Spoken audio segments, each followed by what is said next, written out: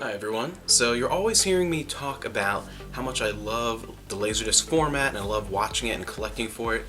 But I'd like to take a moment here and discuss what I dislike about LaserDiscs. No matter how much you love something, nothing's perfect and there's always downsides. And maybe if you're someone who is kind of new or to LaserDisc or thinking about getting into it and you've just seen a handful of maybe my videos or someone like Sam Hatch or whatever, what are some of the downfalls? Because we do focus a lot on the positive stuff because it is something that we love. And it's a short list and it's more minor nuisances than any real problems, but they are things to be made aware of. One that is more of a complaint that my wife has than I do, but I definitely see it. Issues with the spines. Because laserdiscs are so thin, you really need shelving that goes back pretty far for them, but they're not as wide as a DVD or something like that.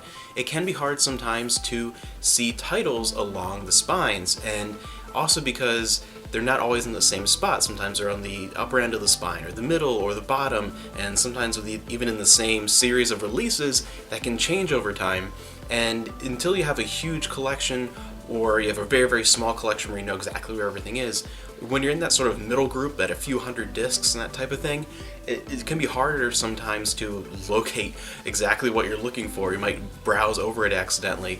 But also related to spines, a bigger problem because it involves something you can't always control, which is other people, sellers. A laserdisc is a big metal disc, and when you're shipping it, even if it's shipped carefully, if it's inside the sleeve, it can bang up against the inside of that spine over and over and over again, and if it's being shipped across multiple states or other countries, there's a chance that can eventually pound its way through and actually rip through the spine of the sleeve. So you really should ship them outside the sleeve and very, very carefully, of course. You don't want to end up with a scratch disc or anything like that, but there are ways to do it. Not everyone's aware of it, and some people just don't care. And sometimes it is, that's something that's controlled not by the shipping service, but the person who's selling it, because that's a whole other issue, talking about the postal service getting things to you safely. But as far as sellers, people aren't always aware, and sometimes it can be asked nicely, or to not to be a jerk and be a know-it-all, or buy consistently from people that sell a lot of laserdiscs, or that type of thing, so they know to be a little more careful and be aware of things like that, like shipping a disc where it's not constantly pounding against the spine and ruining it. Because then you also, with the issue of finding things on the shelf, if you have a spine that's beat to hell and the name has kind of been ruined along the spine, it's going to be even harder to find it. But those are just some minor issues getting into it. Another one that's something that is prevalent in pretty much any form of collecting, but for certain reasons it's a bigger pain in the butt with a laserdisc, is price gougers on things like eBay. If you're not part of a certain group, or you don't have access to discs in other regions outside of something like Amazon or eBay, some stuff is price gouged like crazy. And part of it makes sense because with the laserdisc format, there were a significant number of releases, like far more even of some American movies that were released only in Japan or Hong Kong. And sometimes you even have cases where a different or sometimes better print of an American movie was released in Japan or Hong Kong or that region, or some movies from that region that never left the region. There are plenty of reasons to import discs all the time. I don't think there are very many Laserdisc collectors who, once you get heavily into it, don't start importing discs from Japan. I think that's sort of like the holy land for Laserdisc. Even though there were a lot released in North America, that's kind of where a lot of the best stuff comes from. So the problem is, if you don't have access to that region, you don't know anyone in that region, you don't go there for vacation or whatever, you are kind of at the mercy of other people who do have access. And sometimes it makes sense for it to cost a little bit more to have a middleman or the shipping cost of that type of thing. But I'm talking about instances where eBay can be bad unless you're very, very careful, because you'll see a box set, say a season of one of the seasons of Star Trek, which most of them for Next Generation, Deep Space Nine, and Voyager, it's 2 box sets for each season. Something that people have found plenty of times for $20, $30, sometimes even less a piece in Japan itself. So you'd think a reasonable price would be, of course, $20, $30, whatever, maybe that much in shipping because it's overseas and depending on what kind of shipping method you use. So honestly, I would reasonably expect to pay from Japan like $60, $70 for one of those. Sure, no problem if it's a seller in the US who already bought it, maybe a little bit less than that. but you'll see them online for like $200, $300, $400, sometimes $500 a pop. So it's like $1,000 to get one season of Voyager or something. It's absurd. It's blown out of proportion, and it is more of a problem than in, say, I also like to collect video games. A lot of the video games, it's more Japan-only games, and it's kind of like, okay, maybe I don't get that game, I'll buy some more games that I can get a hold of cheaply. But with LaserDisc, sometimes it's an issue where the US release is a known rotter and is a pain in the butt, but there's a cheap and common Japanese release that is not a known rotter and is a good copy, or something was only released there, like Deep Space Nine was only released up to a certain season in the US, but then up through season 5 was released in Japan. So you really are kind of forced eventually to start importing discs, and it's hard sometimes to get around that barrier, and it is a bigger barrier beyond just a language barrier. It's a barrier of just sellers being greedy because they know sometimes you don't have a choice but to go through that middleman, and that can be a bit of a problem. It's something that's just more of a test of patience and a test of just trying to know your way to get around those types of things and make contacts with people, but it does make it more difficult. So that's one thing as far as collecting.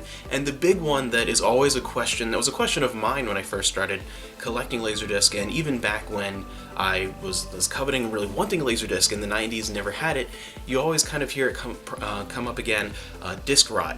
And there are plenty of good videos about what disc rot is.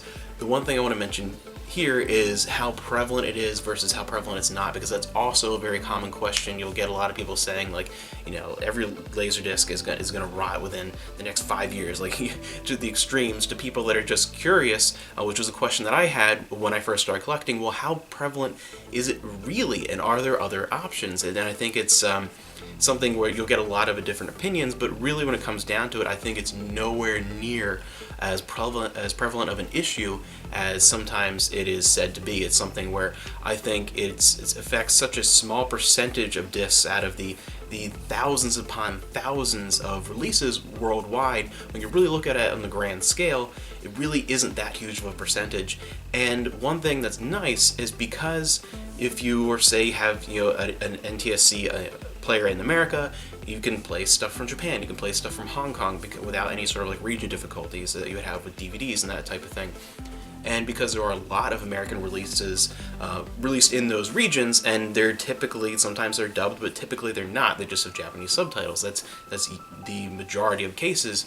You do frequently have other options when you have a release that is a known rotter, like the US version of like Air Force One or Gattaca or something like that. There is not always another option, but there's typically another pressing out there, even if it's just a different release in your region, or if it's a Japanese release of that movie versus, you know, that's better.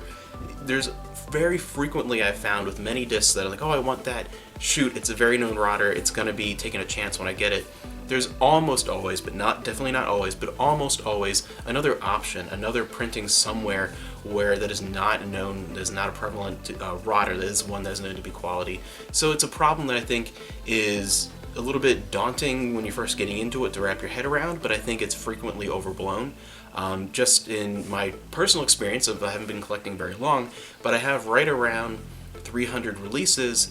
I only have 3 that have any sign of rot whatsoever, and only one of them is actually really bad. My Criterion release of The Producers.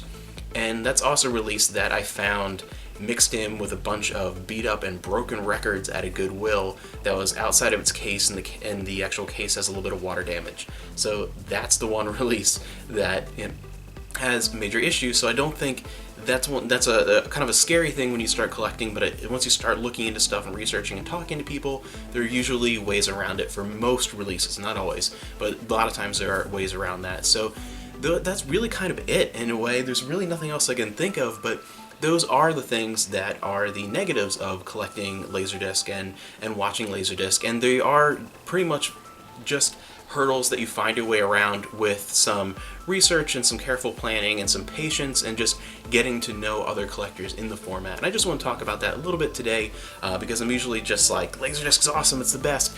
And for anyone who clicks on this video that is thinking about getting into it and is wondering what the issues are with LaserDisc, what are the problems they should look out for, and to try and reassure you a bit that disc rot can be an issue, but it's really overblown, I think, by a lot of people, a lot of like sort of scare tactic kind of stuff within the format. It's not that huge of a deal unless you're looking for a very specific thing that for some reason it's only known to be a rotter, that type of thing. It's the LaserDisc as a format to me doesn't have a lot of negatives, and those are just the few that I want to talk about today.